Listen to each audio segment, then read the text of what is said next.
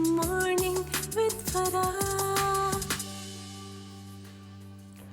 Welcome back. आज सईद खान आफरीदी हमारे मेहमान हैं और इन्होंने पाकिस्तान का सर फ़ख्र से बुलंद किया है मुए थाई बॉक्सिंग में। इन्होंने बहुत सारे टाइटल्स जो हैं वो जीते हुए हैं, जिनमें WMF का ब्रॉन्ज़ मेडल भी है 2011 से, और उसके बाद से 2019 में इन्होंने जो 90 सेकंड से भी कम वक्त में इंडियन फाइटर को नॉकआउट किया अकेले बैंकॉक में मौजूद होते हुए। ये वही टाइम है जिस टाइम पे अभिनंदन जो है वो पाकिस्तान में मौजूद था और बहुत टेंशन और एस्केलेशन थी और कशीदगी थी, तो इन्होंने उस वक्त इंडियन फाइटर को जो है वो ऐसी शिकस्त दी थी कि जो अनइमेजिनेबल थी, और टाइटल गोल्ड जो है वो अपने नाम किया था। सो सईद, अब तक की सबसे हिस्टोरिक फतह जो है, सबसे शानदार फतह कौन सी रही है? शानदार फतह तो मैंने आपको बताया यही इंडिया वाली थी, क्योंकि ये ऐसी सिचुएशन थी कि इसमें मैं आपको बताया कि अकेला था और जंग का माहौल बन गया था और सपोर्ट पे भी कोई नहीं था, और ऐसे टाइम पे कि जो है ना मतलब कि आपको सब बहुत ज़्यादा सपोर्ट की ज़रूरत होती है कि आपके साथ कोई ना कोई आपके मुल्क का होना चाहिए कम से कम, कि वो आपको बताए तो सही, मतलब आपकी ज़ुबान में बात करे तभी बंदे को मोटिवेट ताली एक बजा दे कोई वहाँ पे, आप सामने देखें तो आपके अपने कुछ लोग तो मौजूद जी बिल्कुल। लेकिन ये कि ये मैंने फील किया कि जब मैंने देखा कि दुआ की अल्लाह कोई भेज दे, तो जब फाइट शुरू होने से पहले जब ड्रेसिंग रूम से बाहर निकला तो बाहर माहौल ही कुछ और था, क्योंकि एक तरफ इंडिया के क्राउड था, दूसरी तरफ पूरी दुनिया के जितने भी थे सब मेरी तरफ आ गए थे, क्योंकि उनको भी पता था कि लड़का अकेला आया हुआ है। तो आप ये दुआ मांग के निकले कि अल्लाह किसी को तो भेज दे। जी बिल्कुल। तो देखें अल्लाह ताला ने पूरी दुनिया को आपके लिए भेज दिया। ऐसे ही था, ऐसे लेकिन कामयाबी के लिए भी दुआ मांगी थी? जी कामयाबी के लिए तो लाजमी हो, तो हर हाल में कामयाब होना है। अगर इंडिया से हार गए तो फिर तो सब कुछ ख़त्म ही हो जाता है, कैरियर ही ख़त्म हो जाती है एथलीट की। हाँ। हमारे मुल्क में तो ये कि आपको मतलब कि जीतने तब आपको कहते हैं कि हमारे हीरो है, अगर हार जाए तो फिर तो ज़ीरो बन जाते बंदा। ये वैसे बड़ी ज़्यादती की बात है ना कि अब हम मतलब बहुत जल्दी नज़रों से गिराने के में बड़ी तेज़ हैं, हमें एक सेकंड लगाते हैं किसी भी बंदे को। अच्छा, लेकिन मैं ब्रेक पे जाने से पहले आपसे पूछ रही थी कि टाइटल्स तो इतने सारे माशाल्लाह आपने विन किए हैं, अल्लाह ताला और बहुत सारी कामयाबियाँ आपके नसीब में लिखे, लेकिन एक नेशनल अवार्ड्स हैं जो इसी चीज़ के लिए बने हुए हैं कि मुख्तलिफ़ कैटेगरीज़ में जो लोग सर्व कर रहे हैं नेशन को, कौम को, उनको एक्नॉलेज किया जाए। आपको मिला कोई? नहीं, नेशनल अवार्ड अभी तक नहीं मिला मुझे। प्राइड ऑफ परफॉर्मेंस कोई, तमगाए हुस्न कारकर्दगी कोई तमगाए इम्तियाज़ कोई कुछ ऐसा कुछ? नहीं, गवर्नमेंट के से कोई भी नहीं मिला है सर। कोई भी नहीं मिला? नहीं। उनमें से किसी को पता है कि आपने मुए थाई बॉक्सिंग में गोल्ड लिए हुए हैं और इंडिया को 2 दफ़ा नॉकआउट किया हुआ है और आपका वर्ल्ड चैम्पियनशिप्स में एक नाम है, एक आपका नंबर है, वहाँ पे मौजूद हैं आप? जी पता लाजमी होगा, जब इतनी न्यूज़ चली हैं, इतना सब कुछ है कि इतने बड़े बड़े चैनल ने इंटरव्यू किए, इतने बड़े बड़े आर्टिकल छपे हैं और इवन के गूगल में सारा डेटा मौजूद है। अगर इसके बावजूद भी नहीं पता तो फिर तो मैं कुछ कह नहीं सकता। नहीं पता होगा? शायद ना पता हो, इसके बावजूद भी अगर ना पता हो तो फिर, और इसके बावजूद भी ना पता हो तो बंदा क्या करे? जी क्या करें। फिर वही सिफारिशें ढूंढनी पड़ेंगी कि जी वो कोई सिफारिश कर दे कि देखें जी ये बंदा है तो इसको मिलना चाहिए, हकदार है। एक तो ये बड़ा मतलब जो हकदार का मतलब ये होता है कि उसका हक उसे मांगे बगैर मिल जाए। जी ये होता है इंसाफ। अगर हकदार को अपना हक मांगना पड़ गया तो फिर कहाँ का इंसाफ रहा। लेकिन दिस इज़ आई थिंक कि वो वक्त आए, मैं वो वक्त देखने के लिए जीना चाहती हूँ कि जिस दिन आप जैसे बच्चों को ना बुला कर एक्नॉलेज किया जाए कि यार देखो ये हमारा ये तमगा जो है ये उस वक्त तक तमगा नहीं रहेगा जब तक कि तुम्हारे सीने पे नहीं सजेगा। इसकी कमाल यही है कि ये तुम्हारे यहाँ पर लगा हो, तब हमारा सर फ़ख्र सब इस तमगे की इज़्ज़त रहती है। जी बिल्कुल। अदरवाइज़ क्या वैल्यू है कि अगर वो जो डिज़र्विंग या जो टैलेंटेड लोग हैं उनको ना मिला। जी बिल्कुल, क्योंकि इसके लिए मैंने आपको बताया ना, जब हम बाहर जाते हैं तो पूरे मुल्क को रिप्रेजेंट करते हैं, पूरी दुनिया की नज़रों में पाकिस्तान, मैं नहीं होता हूँ, पाकिस्तान ही होता है, क्योंकि वो हम नाम से नहीं पहचाने जाते हैं, हम कंट्री से पहचाने जाते हैं। पहले मुल्क का नाम लाते हैं, फिर उसके बाद हमारा नाम आता है। तो वहाँ पर तो हमें ये सिचुएशन होती है, हम मतलब जोर लगा के यहाँ ये करते हैं कि कुछ भी हो जाए लेकिन हमने अपने मुल्क का नाम आगे पहुँचाना है, जीतना है। अच्छा, इतनी पिक्चर्स आपकी चल रही हैं, ये बहुत छोटे से आप लग रहे हो इसमें, ये कहाँ की पिक्चर है, ये क्या विन किया था? ये चाइना की है यही बहुत ज़बरदस्त इसकी एक मतलब बहुत अच्छी हिस्ट्री है इसकी। ये था कि 2019 में मैंने जब ये इंडिया को नॉकआउट किया जी, तो उसके बाद फिर अगला जो टारगेट था वो न्यूजीलैंड के साथ था। अच्छा, न्यूजीलैंड ये था कि उन्हीं दिनों आपको पता होगा कि मुस्लिम एक मस्जिद में हमला किया था न्यूजीलैंड में, कुछ इस तरह के वो हुए थे। तो मेरा नेक्स्ट टारगेट ये था कि इंशाल्लाह मैंने इसको भी नॉकआउट ही करना है। तो मेरी जो नेक्स्ट फाइट थी अगले दिन थी, 2 दिन बाद जो मेरी फाइट थी वो न्यूजीलैंड के साथ थी। तो न्यूजीलैंड के जो फाइटर थे वो बहुत अच्छे फाइटर थे। उसको भी मैंने जो है ना फर्स्ट नहीं सेकंड राउंड में मैंने उसको नॉकआउट किया और उसको वेंटिलेटर पे जो है ना हॉस्पिटल ले गए। खतरनाक आदमी हो भाई। उसका जो शोल्डर था वो डिस्लोकेट हो गया था और उसको फिर जो है ना एम्बुलेंस में लेके गए थे। ये तो सही नहीं, ना ही सोचा करो कि इसको तो बच्चे मार कर ही भेजना है यहाँ से। तो वो आप तो फिल्मी बाकायदा हीरो की तरह तू अब आया अपने कदमों पे चल के है।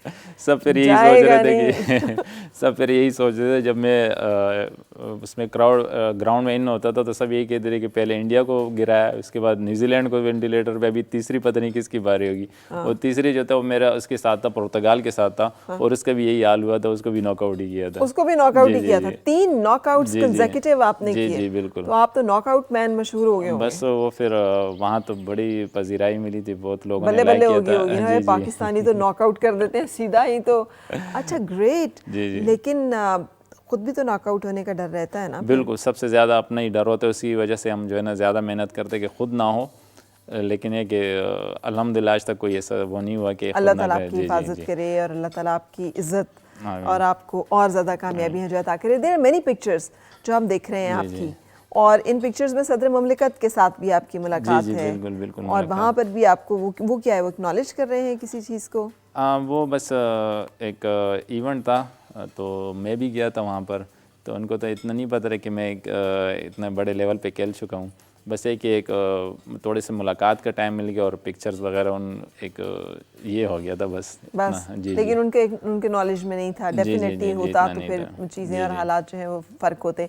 लेकिन आपको यहाँ पे बुलाने का मकसद भी यही है, एक तो ये कन्वे करना कि हम पाकिस्तानी जो दिल से पाकिस्तानी है, हमारे इतने बड़े दिल हो जाते हैं जब हमारा झंडा किसी जगह बुलंद होता है। और मुझे वो वक्त याद है जब आपकी न्यूज़ ब्रेक हुई थी कि आपने ये इस तरह से ये विन किया है, and we felt so proud.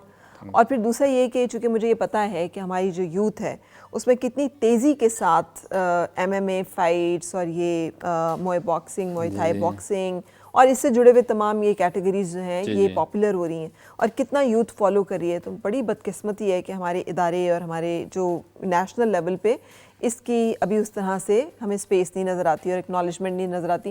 Cricket में ही फंसे हुए हम। ठीक है, PSL शुरू हो गई है, आप मैचेस देख रहे हैं, मुझे पता है। लेकिन अभी ये जो आपकी बैनर्स लगे थे, ये कभी सोचा है फिल्म में कोई ऑफर हुई बैंकॉक से तो वो करनी है? जैकी चैन आपका हीरो है, व्हाई नॉट? फिल्म से तो ऑफर का मुझे खैर नहीं, लेकिन एक डॉक्यूमेंट्री बन रही थी TRT तुर्की चैनल वालों की। तो वो आए थे थाईलैंड में, तो उसके डॉक्यूमेंट्री में मुझे शामिल किया। तो जो वर्ल्ड वाइड चली थी उसमें मुझे 5 मिनट का एक रोल दिया था। अच्छा, उसमें क्या कर रहे थे आप? फाइट कर रहे थे? मुझे एज अ फाइटर, मुस्लिम फाइटर के इनकी क्या रूटीन होती, क्या करते हैं, किस तरह इनकी रूटीन होती है, वो एक पूरी डॉक्यूमेंट्री बनी थी इससे। मुस्लिम फाइटर की रूटीन क्या फ़र्क होती है? लेकिन ये अकेली वाली पिक्चर भी जगह हम दिखाइए ना, ताकि हम देख सकें कि जो पिक्चर पोस्टर पे लगी है, जिसको उन्होंने पिक किया और उसको क्रॉप किया और वहाँ पे लगाया, वो कितनी ज़बरदस्त एक फीलिंग है और क्या ब्लीड आउट हो रहे हैं आप, रिंग में मौजूद हैं, लेकिन you are still in your fighting posture, you have not given up the fight. ये जो एक फाइटिंग स्पिरिट है ना, ये उसकी इंडिकेशन है एंड इट्स ब्यूटीफुल। वैसे कभी गिव अप करने का ख्याल नहीं आया ड्यूरिंग फाइट? नहीं, बिल्कुल आगे बढ़ने का, बिल्कुल आगे जो है ना, इसमें ये कि फ़ाइट में काफ़ी मोड आते हैं कि बंदा जो है ना कहते हैं कि अभी मैं बस इस लम्हे में, लेकिन है कि अगर आपकी टेक्निक और आपकी चीज़ें आप मतलब उस पर अबूर ज़्यादा हासिल है तो आप अगले फाइटर को इजीली जो है ना नॉकआउट भी कर सकते हैं और इसको कर भी सकते हैं। ये भी एक पिक्चर उसी मोमेंट की है कि ये हॉलीवुड की फिल्मों में ही हमने ये नज़ारे देखे हुए हैं कि हीरो का ये हाल हुआ होता है। लेकिन ये फोटोग्राफर ने बस ये ऐसी क्लिक किए कि वो इतने फेमस हो गए थे इसके पोस्टर और वहाँ पे जो है ना बड़े साइन बोर्ड बन गए थे। हाँ, क्योंकि वो रिप्रेजेंट एक बड़े खूबसूरत मोमेंट को कर रही है ना। अच्छा, मुस्लिम फाइटर्स की रूटीन क्या आम फाइटर्स की रूटीन से फ़र्क होती है कोई? और ये जो एक चैम्पियन की रूटीन है वो क्या है फॉर ऑल दोज किड्स या बच्चे जो देख रहे हैं और जो इस लाइन में हैं और जो आपकी तरह चैम्पियन बनना चाहते हैं तो उन्हें क्या करना चाहिए? रूटीन तो खैर ज़्यादा डिफरेंट नहीं है, लेकिन ये कि वो ऐसा बता रहे थे कि इनकी क्या मतलब सुबह कैसे उठते हैं, इनकी क्या इनमें चेंजेस क्या है। तो सुबह वो नमाज़ पढ़ते हैं, नमाज के बाद जो है ना फिर इस तरह प्रॉपर मुझे मस्जिद लेके गए कि इस तरह नमाज़ पढ़ते हैं, फिर इसके बाद जो है ना सुबह मैं उठता हूँ, फिर उसके बाद रनिंग के लिए निकलते हैं, रनिंग की रूटीन बताई, फिर वापसी में ट्रेनिंग स्टार्ट हो जाती है, इस ट्रेनिंग के बाद फिर ब्रेकफास्ट, ये सारी चीज़ें इकट्ठी करके उन्होंने एक क्लिप बना दिया था मेरे लिए। ठीक है जी। लेकिन आपकी आम रूटीन ऐसी ही रहती है और क्या जी, सारा बिल्कुल। साल इसी रूटीन में जी, रहते हैं? आम रूटीन भी ऐसी रहती है।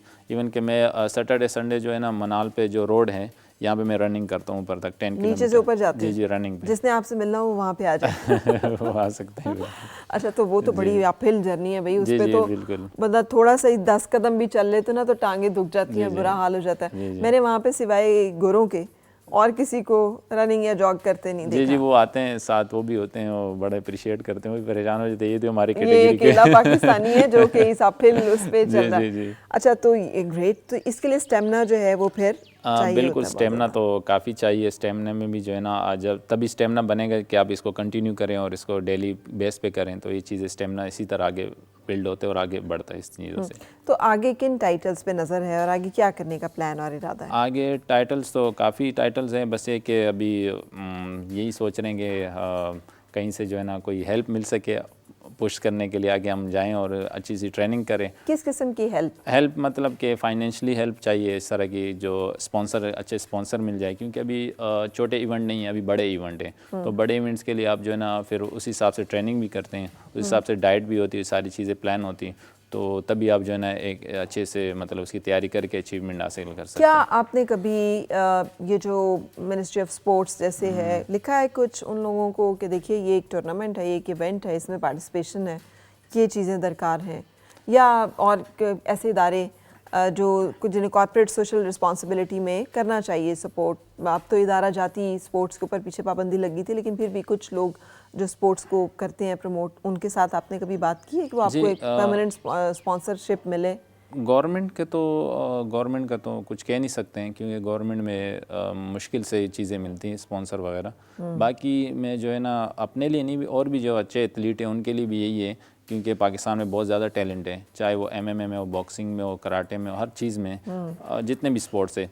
ये कि हमें ख़ुद देखना चाहिए कि एक ये पाकिस्तान का नाम रोशन करे, ये क्योंकि यहाँ पे हमारे लिए एक मॉडल्स भी है, मॉडल के जितना हम खर्चे करते हैं कि इन पे थोड़ा वो करें तो ये पाकिस्तान का नाम भी रोशन कर सकते हैं। तो इसमें ये कि जितने बड़े बिजनेसमैन और जितनी बड़ी मल्टीनेशनल कंपनी है, अगर वो हमें सपोर्ट करें तो हम, और दुनिया में करती हैं, दुनिया में तो यही करते हैं, आपको पता है दुनिया में यही लोग करते हैं कि ये कॉर्पोरेट सोशल रिस्पॉन्सिबिलिटी में they take up some sports और कोई प्लेयर, और फिर उसकी जितनी फंडिंग होती है कि उसका ट्रैवल है या उसके ट्रेनिंग के एक्सपेंस हैं या उसकी फैसिलिटेशन है, वो सब वो लोग कर रहे होते हैं।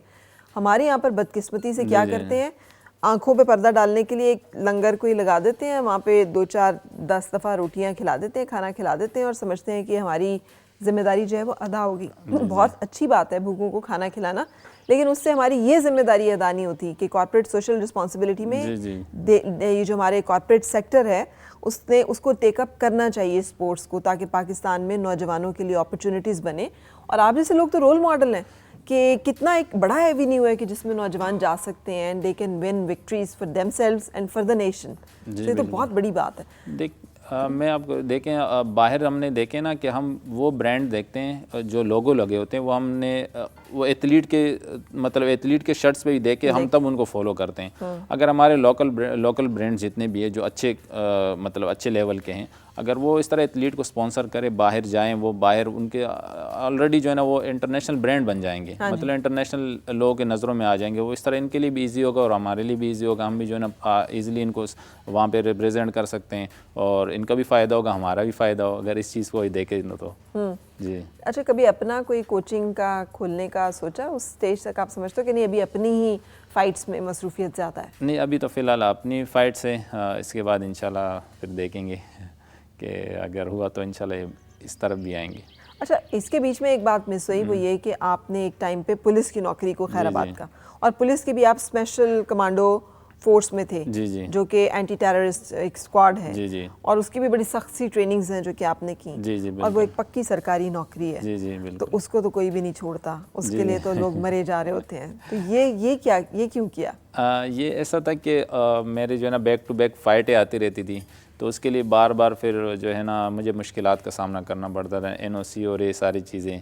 और मैं जिनके साथ कनेक्ट था तो उन्होंने भी कहा कि आप बस प्रॉपर हमारे पास ही आ जाएं और जो है ना इसको स्किप करके हम आपको सपोर्ट कर रहे हैं, आगे इंशाल्लाह हमारी तरफ से ही खेलें।